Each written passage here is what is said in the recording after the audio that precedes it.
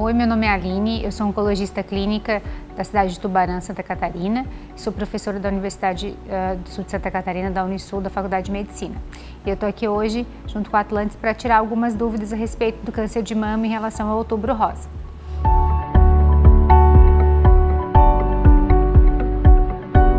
A Márcia Garcia, da Atlantis Bagé, pergunta: todo câncer é causado por alterações nos genes, e isso não significa que seja hereditário. E sendo hereditário, pode ser somente de mãe para filha ou pode ser avó e tios. O câncer de mama, em torno de 5 a 10% deles é considerado hereditário, onde tem uma linhagem familiar, que a gente recebe uma mutação genética do nosso pai, da nossa mãe. Então isso pode vir não só do pai e da mãe, mas dos avós também. Às vezes a avó, a tia tiveram, a mãe não teve e a pessoa vai ter também.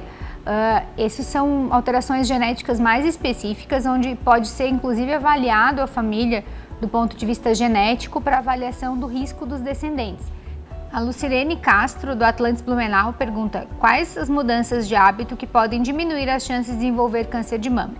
Isso é uma pergunta super importante, porque aqui sim a gente está falando de prevenção, né? A mamografia não previne que a gente tenha câncer de mama, ela previne que a gente tenha uma doença mais grave, né? Ela faz o diagnóstico precoce, mas prevenção mesmo é a gente evitar que a doença aconteça. E como que a gente faz isso?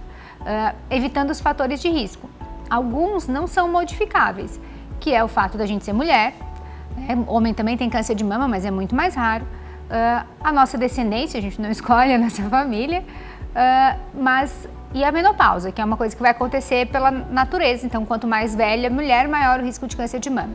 Mas existem os que a gente chama de fatores modificáveis, que são especialmente fazer atividade física, manter o peso adequado. A gente sabe que mulheres obesas têm um risco maior de ter câncer de mama e câncer de outros lugares, também do endométrio, do ovário, de outros cânceres. Mas o câncer de mama está bastante relacionado com sobrepeso, muito também com aquelas mulheres que ganham um peso significativo depois que entram na menopausa. Então, tentar manter o peso depois que a gente entra na menopausa é uma coisa muito importante para evitar o câncer da mama. Evitar cigarro e álcool, que são dois grandes fatores de risco para todos os cânceres, inclusive para o câncer da mama. E mulheres que não amamentar. Então, a amamentação é o maior fator protetor que a gente pode ter. Então, mulheres que amamentam mais do que 12 meses, pode ser mais de uma gestação, né, mas que tem ao longo da vida mais de 12 meses de amamentação, tem 5 vezes menos risco de ter câncer de mama. Mulheres que tiveram filhos também têm menos risco de câncer de mama. Então, ser mãe é um fator protetor para o câncer de mama, especialmente quando a primeira gestação acontece antes dos 30 anos de idade. A Ramona de Videira pergunta: qual a probabilidade de reincidência desse diagnóstico para pacientes já tratadas de um câncer? Isso depende do subtipo do câncer de mama. O câncer de mama são vários subtipos que podem acontecer. Alguns têm maior risco, outros menor risco de ter ou na mesma mama ou na outra mama. Então, quando a gente tem um tipo especial chamado de carcinoma lobular, esse tumor tem um risco bastante alto de ter dos dois lados da mama, de ter de um lado e depois de um tempo a pessoa ter de outro. Quando é o ductal, o risco é bem menor. Ele é maior do que de uma pessoa que nunca teve câncer, mas ele não é muito alto. Que a gente chama isso de tumor de novo, né? Que é ter um novo tumor. Outra coisa diferente é o risco do tumor voltar. Aí depende muito do tipo de tratamento que a pessoa fez, do estadiamento, né? Do tamanho que estava o tumor inicialmente quando ela fez a cirurgia. Mas em geral esse risco para a grande maioria das mulheres que tiveram câncer de mama é menos do que 5%. A Bruna Fernandes de Jaguaruna pergunta se o anticoncepcional pode causar câncer de mama. Sim, até pouco tempo atrás não se sabia disso, é uma coisa muito nova, mas alguns estudos mostram que mulheres que usam anticoncepcional por período prolongado têm sim um aumento pequeno, mas existe um aumento do risco de câncer de mama ao longo da vida. Mas muito mais significativo do que o uso de anticoncepcional na idade reprodutiva é o risco que a terapia de reposição hormonal traz para as mulheres da menopausa. Isso sim aumenta muito o risco do câncer de mama depois da menopausa.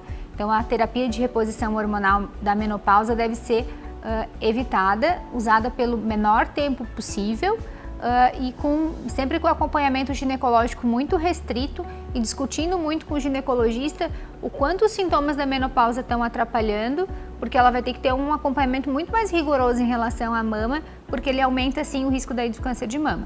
E lembrando que, sim, a anticoncepcional oral, né, hormonal, não é a única forma de anticoncepção que a gente tem. Então, a gente tem que conversar com o ginecologista, porque principalmente na adolescência, quando está começando a vida sexual, porque existem outras formas que a gente pode usar, preservativo, o DIU, outras coisas que podem substituir o anticoncepcional e que devem ser discutidas com o ginecologista.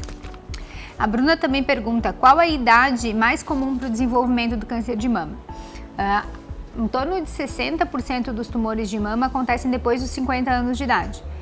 Em torno de 20% a partir dos 65 a 70 anos, mas em torno de 15% acontecem em mulheres mais jovens. E a gente tem visto no Brasil e no mundo todo também um aumento na incidência de câncer em mulheres jovens.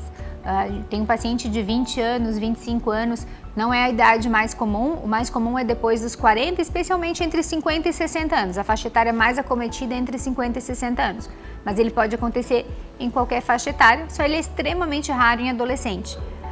A Yasmin de Jaguaruna pergunta se usar sutiã com aro influencia na manifestação do câncer de mama. Absolutamente não. Ele é só um posicionamento, ele não machuca a mama, né? Tem muita gente que também tem medo assim, levei uma batida na mama, isso pode causar câncer? Não, traumas na mama não fazem ter câncer. Muitas vezes acontece que a pessoa tem um trauma e descobre o câncer logo depois do trauma, porque aí começa a perceber a mama. O tumor já estava ali e não tinha percebido, né? E aí quando bateu, doeu, ela foi botar a mão e percebeu o nódulo. A Bruna Fernandes de Jaguaruna pergunta: como saber se tenho chances de desenvolver câncer de mama? Resposta é: tem. Todas as mulheres têm. Quem tem mais e quem tem menos, isso a gente vai avaliar, né, junto com o médico, especialmente relacionado com a história familiar da mulher, né? Se ela tem mães, tias, primas que tiveram câncer de mama, essa mulher é uma mulher de mais alto risco. Mas mesmo aquelas que não têm ninguém na família, a maioria, 80% dos cânceres acontece em pessoas que não têm nenhuma relação familiar, que ninguém da família teve antes dela, ela foi a primeira. Então, quem vai estrear, a gente nunca sabe. Tem que fazer os exames preventivos para a gente acompanhar e, se tiver alguma coisa, intervir precocemente. O que a gente pode fazer para não ter são aqueles cuidados que eu já falei em relação à prevenção. A Tatiane de Jaguaruna pergunta: quando é necessário fazer uma mastectomia preventiva? A mastectomia preventiva, ela está indicada especialmente para as mulheres que têm a mutação no BRCA1 e BRCA2. O que é isso? Essa mutação genética que estabelece um risco em torno de 80% da pessoa ter câncer de mama. É uma alteração genética familiar, então a gente precisa, o ideal é que seja feito exame genético nessa paciente, é uma coleta de sangue que a gente envia para o laboratório para pesquisar se ela tem essa mutação ou não. Quando vem com essa mutação, em geral tem indicação de fazer mastectomia bilateral, isso é conversado com a paciente, né? E depois, quando ela está um pouco mais velha, a gente também faz a retirada dos ovários, porque elas também têm aumento do risco de câncer de ovário. Para as pacientes que não puderam ser testadas, porque não tiveram acesso ao exame, né? Aí é uma discussão individual com a paciente e com o mastologista.